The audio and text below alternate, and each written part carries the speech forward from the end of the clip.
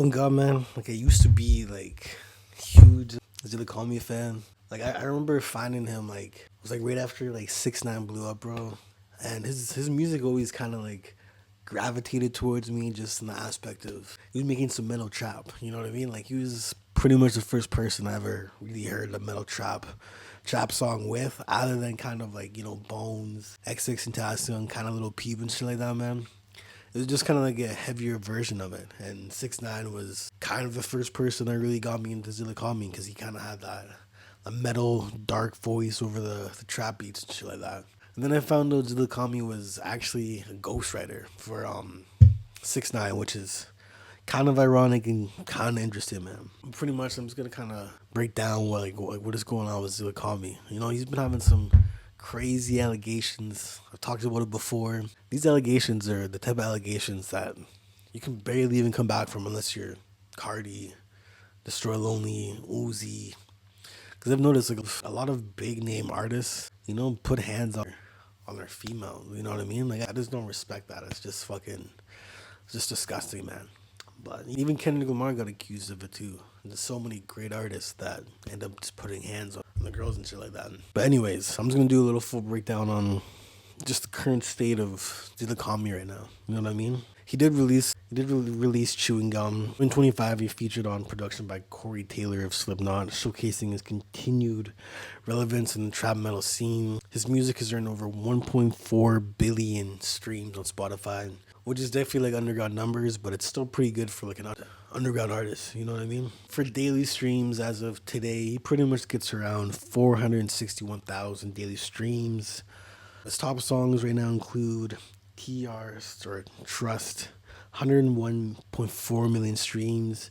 Next is Black Cats, 55 million, and Space Cowboy, 53 million. He was part of the group City Morgue. They ended up splitting because of the allegations, and Sauce Mula has some interesting allegations as well.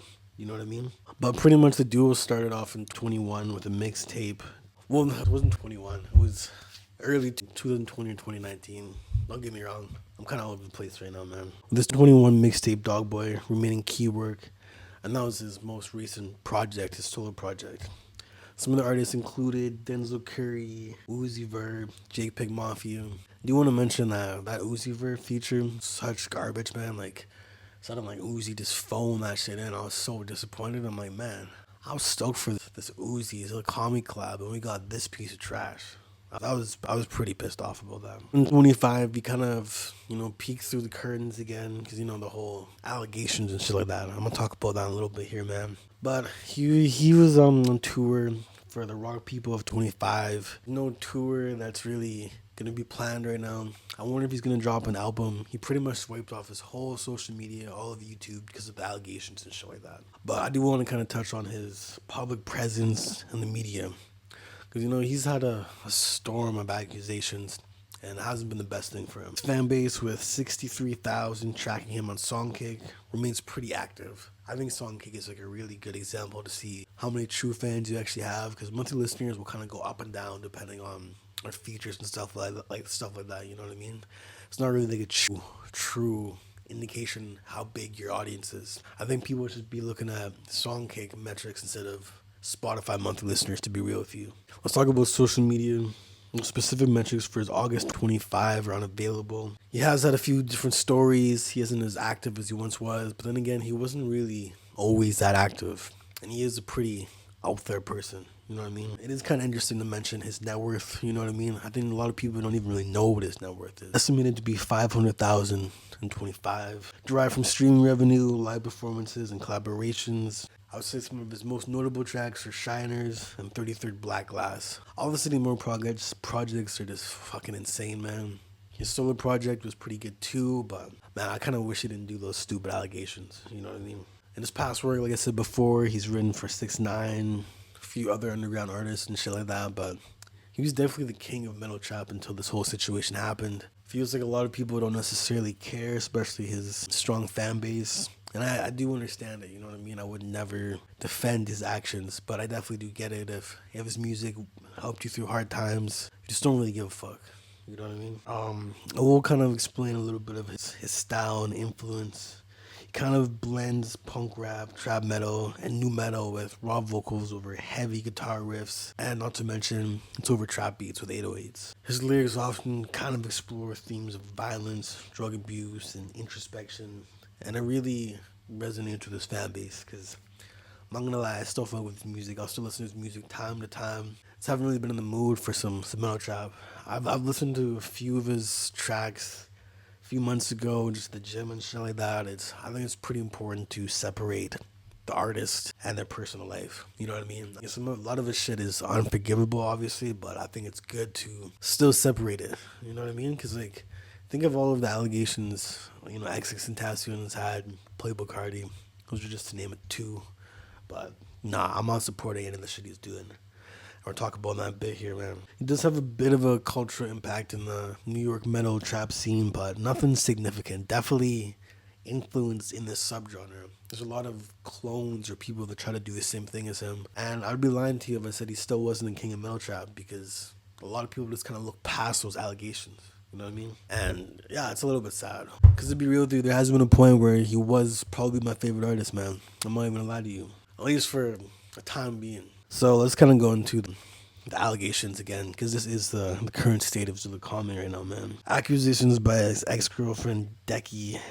July 2024, Deki, a fashion designer, and Zillakami's ex-girlfriend, accused him of emotional abuse and having, you already know, with a 15-year-old when he was 22. And now deleted ex-post, she called him a PDF file and claimed he emotionally abused her for years, leading to hospitalization.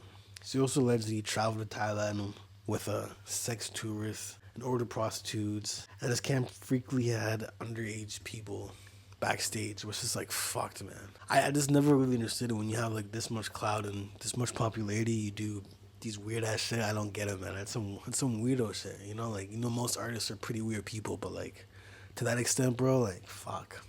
It's just like unexcusable. Still makes fire music though, but just fuck, man. Let's talk about some of the victim's statement. This part's like tough to even talk about, man. A woman referred to Sleazy Skids confirmed Deki's claims, stating Zillakami contacted her via direct messages when she was only 14, knowing her age as well. She alleged that at 15 they engaged in intercourse after he gave her mushrooms during an early meeting. Man, that's just so fucked up, man. Like, it just doesn't it doesn't make any sense to me. Why are all the fire artists just such weirdos, bro? Even this artist I really like too. Like, this is not, like, I swear, like, all of these artists that are weirdos in their personal life make some of the craziest music. Like, Life is Garments or Five Evo, Vamp League, whatever his name is. Probably one of the best artists I've heard in that specific subgenre. And he's just a fucking weirdo freak, man. But yeah. She noted that his messages later disappeared, limiting her to tangible proof, and she initially hesitated to come forward due to lack of evidence and fear of backlash. She got a lot of fucking backlash, but Zillakami also did too. There's been many hit pieces on him. I did a fucking hit piece, man. I don't know. It's a shitty situation. Let's just talk about its response.